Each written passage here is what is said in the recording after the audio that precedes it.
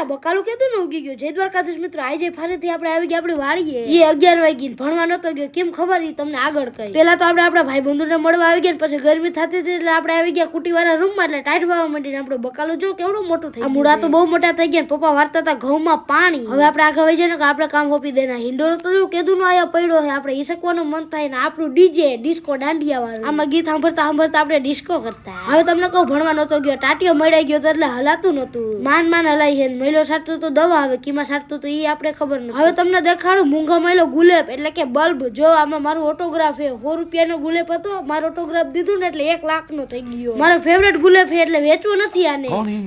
અને બપોર થઈ ગયા ને ભાઈ, બપોરની ટાઈટ એટલી વાતી તો આપણે તડકો ખાવા આવી ગયા. અને લાઈટ ફોલ્ટમાં આવી ગઈ હતી ને પાછી આવી તો પપ્પા ઉઠીને પાણી વાળવા જવા માંડ્યા. અને હવે આપણે કઈ કામ ધંધો તો હોય ને તાર તો હાંજે થઈ ગઈ. હાંજનો વ્યૂ તો એકદમ જોરદાર આવે છે, બકાલું ને આપણા ઘઉં ને. અને તડકો એટલે મસ્તી નો આવતો હતો ને ટાઈટ વાતી હતી ને પપ્પા પાતા હતા આપણે ભીને પાણી. પણ સામેના ખેતરમાં તો જો કેટલા બધા બગલા. બગલાનું કામે રખડવાનું, તમારે સબસ્ક્રાઇબ કરવાનું, ફટાફટ કરો.